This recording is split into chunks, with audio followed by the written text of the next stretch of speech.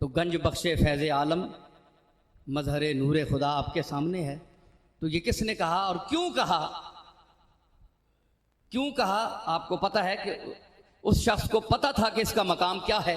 सबसे पहले इसी ने ये इस सरजमीन यानी हिंदुस्तान में ये दीन का जो बीज बोया है वो अली हजवेरी है।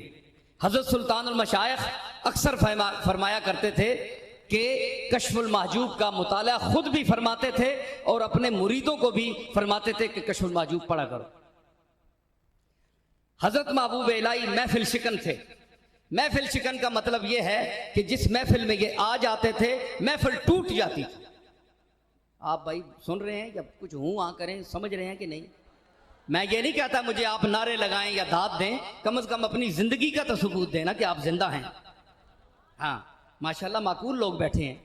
तो उन्होंने महफिल शिकन थे, महफिल को तोड़ देते थे। बड़े बड़े इल्म वाले जो थे दावा करते थे। हजरत निजामुद्दीन एक फिक्रे में उनको बनकर एक मसल मैं मिसाल दूं।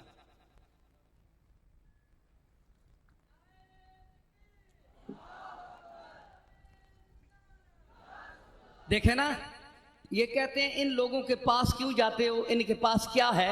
वो मैं क्या है कि तफसीर करना चाहता हूं कि इनके पास कुछ है तो ये लोग आते हैं, अल्लाह भेजता है तो ये लोग आते हैं, वैसे नहीं जाते। वैसे तो बुतों के पास भी हिंदू जाते हैं। 40 करोड़ वहां इलाहाबाद में पहुंचा हुआ होता है, क्या वो भी कोई उनका यानी कोई काबा है, वो उसको काबा समझते हैं।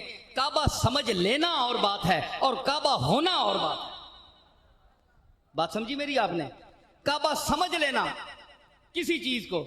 अब ये ऐनक है, इसको आप खुदा मान लें, इसके सामने सजदा शुरू कर दें तो ये आपका एक अकीदा है। इस पर आप 4 बंदे 10 बंदे 50 बंदे पीछे लगा लें और इस ऐनक को खुदा समझ ले, सजदा कर दे, तो ये खुदा है तो नहीं है, आपने समझ ली है नहीं। तो वो समझ लेते हैं, होते नहीं हैं। और ये जो हम समझते हैं बेफजल ही ताला, ये उससे भी अल्लाह ताला के फजल से कुछ ऊंचे हुए होते हैं। समझ आई ना? तो उसने सवाल कर दिया।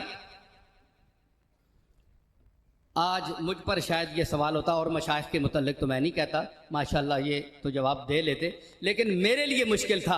अगर महबूब इलाही पर ये किए जाना वाला सवाल अगर मुझ पर हो जाता तो मैं मुश्किल में पड़ जाता। मगर महबूब इलाही ने एक नज़र में ज़रा हल्की सी तवज्जो में ऐसा जवाब दिया मुस्किल कि नाटका उसका बंद कर रख दिया। उसने सवाल किया, तुम अल्लाह के ठेकेदार बनकर बैठे हुए हो हैं, अल्लाह अल्लाह अल्लाह सारी दुनिया को पीछे लगाया हुआ है, पागल बनाया हुआ है। बाबा साहब के मुतल्लिक भी फरमाया, रवायात में आता है, मैं बाबा साहब की बात भी बता दूँ। बाबा साहब को एक आदमी ने कहा कि तू यहाँ बुत बनकर बैठा है अजोदन में हैं और लोगों की को प्रस्तश कराता है, अपने आप के सामने झुकते हैं लोग, तेरे पाँव चूमते हैं, चाटते हैं, तो ये तू क्या बुत बनकर बैठा है, तू खुदा बनकर बैठा है? देखे बाबा साहब ने क्या जवाब दिया। बाबा साहब ने फरमाया कि ई बुत मन न साख्ताम खुदा साख्तास्त। ये बुत जिसको तुम फरीदुद्दीन का बुत कह रहे हो, ये फरीदुद्दीन ने खुद नहीं घड़ा, उसको तो तुम खुद घड़ते हो। ये अल्लाह का घड़ा हुआ है। मेरा वजूद तो अल्लाह का घड़ा हुआ है, ये अल्लाह का बनाया हुआ बुत है।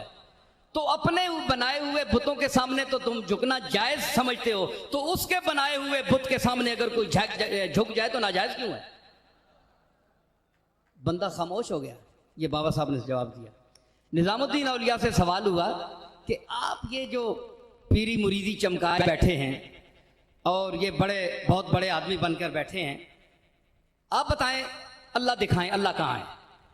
आपने फरमाया कि अल्लाह नज़र नहीं आता, वो नज़र से वरा है, नज़र उसका अहाता नहीं कर सकती, वो लतीफ़ुल खबीर है, वो इसके दायरे में घिर नहीं सकता। बकौले अकबर, अक्ल में जो घिर गया वो फिर खुदा क्यों कर हुआ, जो समझ में जो अक्ल में जो घिर गया ला इंतहा क्यों कर हुआ, जो समझ में आ गया फिर वो खुदा क्यों कर हुआ।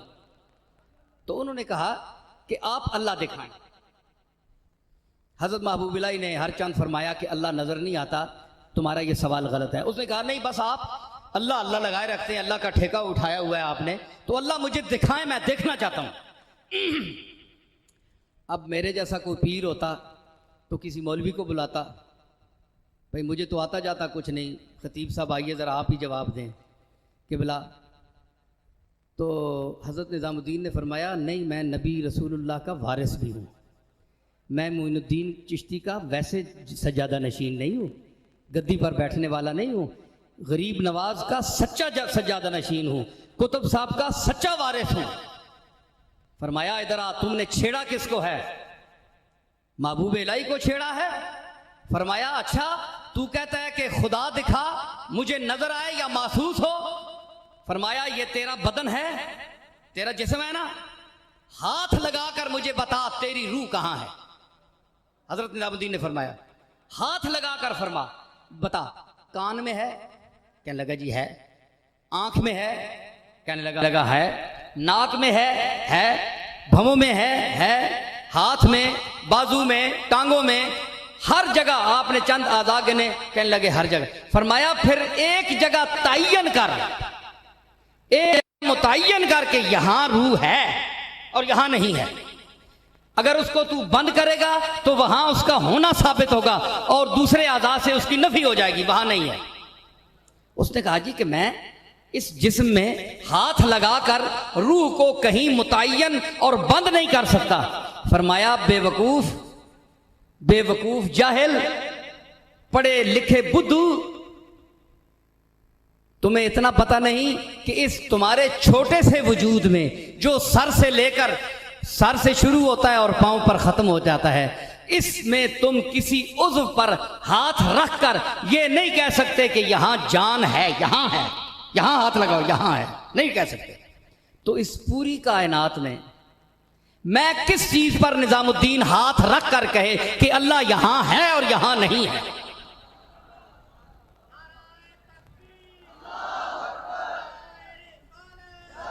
गल सुनो, ये नारा तुसा मां नहीं देना, ये नारा तुसा हजरत महबूब इलाही नहीं, इस जवाब नहीं, तारीफ करने में तुसा नारा उठाना है। बड़ा शोधा नारा मारिया, बड़े अफसोस की गल है। नाराए तकबीर, नाराए रिसालत, नाराए हैदरी।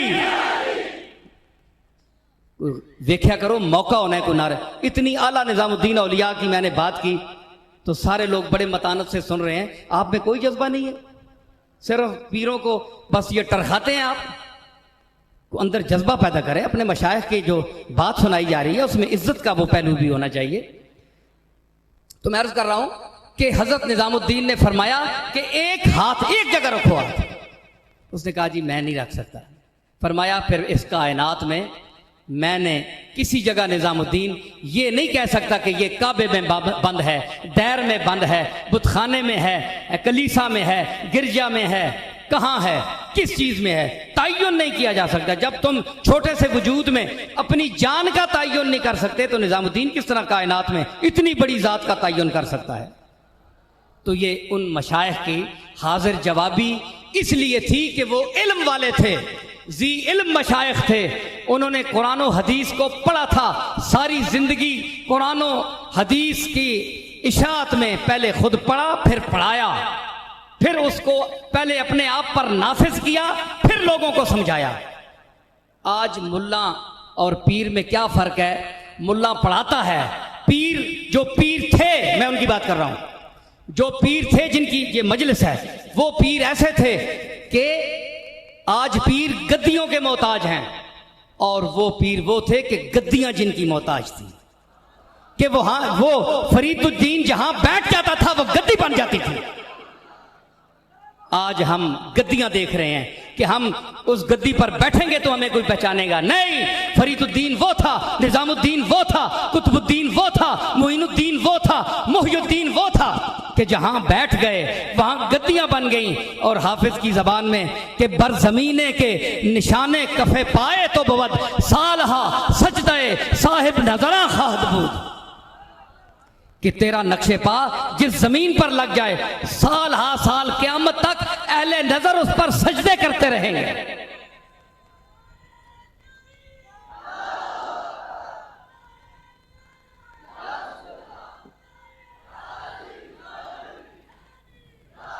मेरे मुकर्रम सामीन, मैं समझ रहा हूं कि कुछ लोग बहुत खुश भी हो रहे हैं और कुछ तंग भी हो रहे होंगे, लेकिन क्या मेरी तबीयत अपनी है मैंने जो बात कहनी होती है वो मैं कहता हूँ, और जो कह रहा हूँ वो दलील से कह रहा हूँ। किसी को इतराज़ है तो यहाँ भी पूछ सकता है, और जहाँ मैं ठहरा हुआ हूँ वहाँ भी पूछ सकता है। हाँ, कोई ऐसी बात नहीं है, तो दलील के साथ बात करेंगे। तो बात यह है कि इन लोगों से ताल्लुक इसलिए रखते हैं हम कि ये अल्लाह का रास्ता बताते हैं। बाबा फरीदुद्दीन गंजे शकर ने कोई प्रॉपर्टी नहीं बनाई, कोई बैंक बैलेंस नहीं, गुदड़ी पहने हुए अल्लाह का फकीर। बादशाह वक्त ने बेटी दी, मकरान से मुल्तान तक की जागीर दी। आज हम बुजुर्गों की इन बातों को सुनकर दाद ही दे सकते हैं, अमल नहीं कर सकते। सिर्फ दाद दे सकते हैं, अमल नहीं कर सकते। मानते हैं उनको, लेकिन उनके काम पर चलना, जनाब हम कहाँ और वो कहाँ है जी, ये माजरत, हम कहाँ वो कहाँ। भाई फिर उनको मानते किस लिए हो? उनको मानते हो, उनकी नहीं मानते। जबान का लुत्फ लो। उनको मानते हैं, उनकी नहीं मानते। बाबा साहब बड़े बुजुर्ग हैं, 12 साल कुछ नहीं खाया, फाके से रहे, ज़ोदुल अंबिया लक़ब पाया। भाई आपने भी कभी उनके नक्शे कदम पर चले? आपने कभी अमल किया? नहीं साहब, हम तो दुनियादार लोग हैं, बस उनकी तारीफ सुनते हैं और तारीफ करते हैं। बाबा साहब फिर क़यामत के दिन जूते भी मारेंगे जी, इसलिए कि हम उनको वैसे ही मानने वाले हैं, हम उनके सच्चे मुत्तबे नहीं हैं।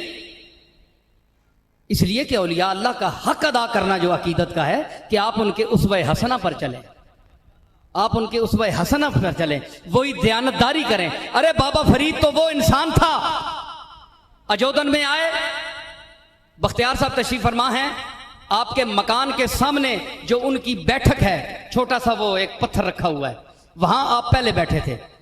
तो हिंदू जमीन नहीं लेने देते थे। आपने कहीं से कुछ लोग आए अल्लाह की तरफ से या किस तरह से कुछ पैसे इकट्ठे हो गए। आपने कहा आप मैंने कुछ जगह लेनी है, यहाँ फकीर बनकर बैठा हूँ, तो मैंने अल्लाह की रास्ते की कोई तबलीग करनी है, कुरान और सुन्नत की, मैं कुछ जगह भी बनाऊँ। अब वो इतना तसल्लुत था हिंदुओं का कि वो जगह ही नहीं देते थे। आपने मिन्नत समाजतकार के पैसे दिए, जगह ले ली। सरदार को पता चला, उसने कहा कि ये बाबा जो बैठा हुआ है आ गया, अरे तूने ली है जमीन? बाबा साहब ने देखा, हाँ मैंने ली है। सबूत कागज निकालो, ये तुम्हारे नाम है कि नहीं? ये तारीखी बात मैं कह रहा हूं, तहकीकी और बड़े मुस्तनद रिवायत में पेश कर रहा हूं, ये कुछ छोटी मोटी किताबों की नहीं कर रहा हूं मैं। और ना हम औलिया अल्लाह की खुशामद करते हैं, जो उनके हकायक हैं, जो उनकी शान है वो बयान करते हैं, और मैं खुशामद का भी कायल नहीं हूं, चाहे मेरे अपने बाप दादा हो या किसी के हो। देता अल्लाह है, रिज़्क़ अल्लाह देता है, कोई वली नहीं देता, अल्लाह देता है। तो उन्होंने कहा कि ये क्या है जमीन, इसके कागज बताओ, कागज क्या है? बाबा साहब ने कहा मेरे पास कागज तो नहीं है। उन्होंने कहा फिर सबूत ही तेरे पास नहीं है, पटवारी के पास कागज तुम्हारे लिखे हुए नहीं, फर्द नहीं है, तो तुम मालिक किस तरह हो? बाबा साहब बड़े परेशान हुए। देखे ना, अब जो मैं आपको नुक्ता बयान करने वाला हूं, मेरे बड़े मुअज़्ज़ज़ सामीन हैं और बड़े माशाअल्लाह ज़हीन लोग बैठे हुए हैं, तो इस मजलिस में आमद का जो खुलासा है वो मैं आपको पेश करना चाहता हूं, इसको ज़हन में रखें। तो बाबा साहब ने क्या किया, किसी सिफारिशी को नहीं बुलाया कि किसी मलक चौधरी खान को बुलाते, यार देखो मैं इतने दिन से बैठा हूं, ये मुझे जलील करने वाला है। अपने मालिक की तरफ देखा, आसमान की तरफ। तारीखी वाकया, बाबा साहब ने आसमान की तरफ देखा। अब हो सकता था कि बाबा साहब कुतुब साहब को भी बुलाते, मोइनुद्दीन अजमेरी को भी बुलाते, अपने मशाइख चिश्त को भी बुलाते। नहीं, उन्हें पता था कि मोइनुद्दीन अजमेरी पर भी मुश्किल वक्त आया तो उन्होंने अल्लाह को पुकारा, और कुतुब साहब पर भी वक्त मुश्किल आया तो अल्लाह को पुकारा, बाबा साहब पर भी मुश्किल वक्त आया तो अल्लाह को पुकारा, रसूलुल्लाह पर भी मुश्किल वक्त आया तो अल्लाह को पुकारा। सुन्नत रसूल पर चलने वाले हमारे औलिया। बाबा साहब ने देखा, फरमाया अपने अंदर, क्योंकि वो गूंगों की जबान भी जानता है, खामोशों की जबान भी जानता है, अर्ज की कि मालिक मैं जमीन से कहूं कि ये बोले, मेरे पास तो कोई चीज नहीं है। उधर से इशारा हुआ होगा। अब मुखालिफ कहेगा जनाब कि बाबा साहब नबी थे, कि उनकी तरफ इल्हाम हुआ, अल्लाह ने कहा कि हाँ बाबा फरीद तुम क्या? इसका जवाब मैं दूंगा, गैर नबी की तरफ भी इल्हाम होता है। अगर कोई और मसलक का यहां आदमी बैठा है तो मैं उसको कहूंगा कि वो उठकर एतराज करे और ये फकीर यहां जवाब देगा। हाँ, ऐसी बात नहीं। और मरकज लाहौर के मरकज में मैं बोल रहा हूं, दाता साहब के जेर साया बोल रहा हूं।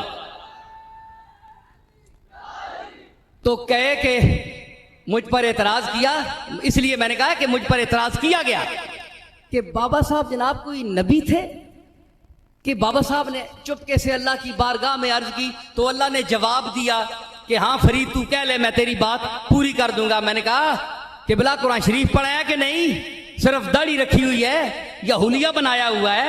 आजकल हुलिये के उलमा भी बड़े फिरते हैं ना, अंदर से आता जाता कुछ भी नहीं। वो भी कोई ऐसी शख्सियत थे। मैंने कहा कुरान पढ़ा है कि नहीं, उन्होंने कहा कुछ पढ़ा है। मैंने कहा हजरत मूसा अलैहिस्सलाम की माँ नबिया थी या गैर नबी थी? बेटा, कहने लगे बेटा नबी था, माँ नबिया नहीं थी।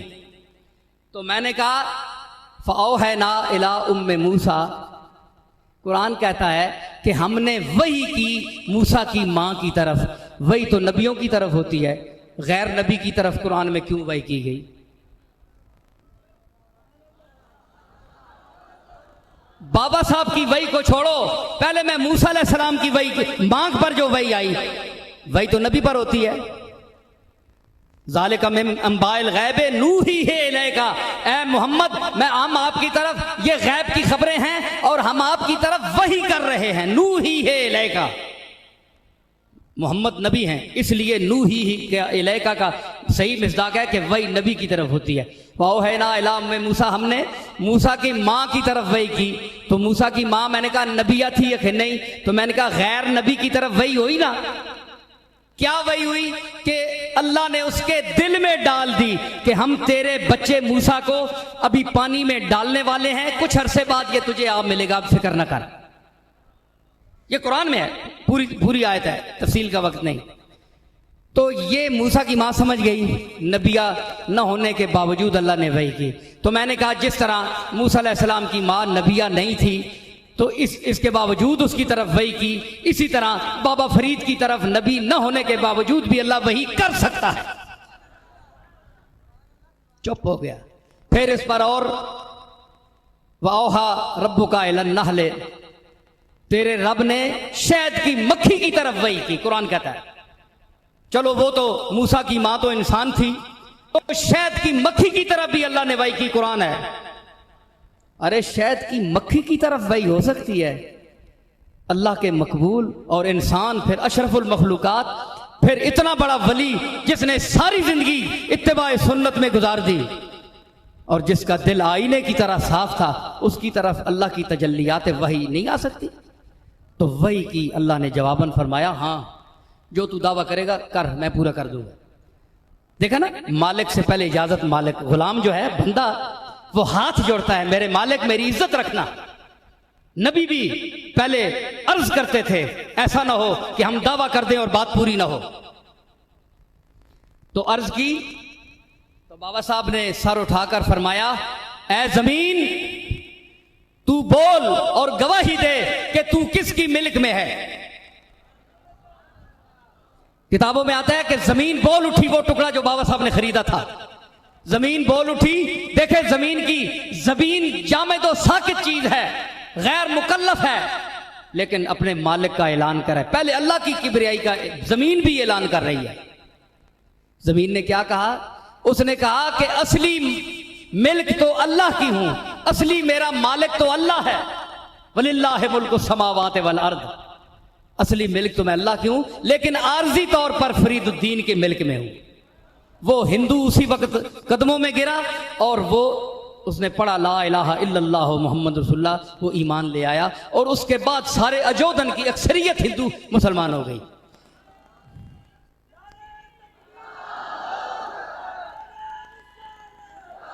तो हमारे मशाइख ने ये करामतें, हजरत गौस पाक की बेशुमार करामतें हैं, करामतों का बादशाह है, समुंदर है करामतों का, लेकिन गौस पाक ने, बाबा साहब ने, ख्वाजा साहब ने इन करामतों को अपनी दुकानदारी नहीं बनाई।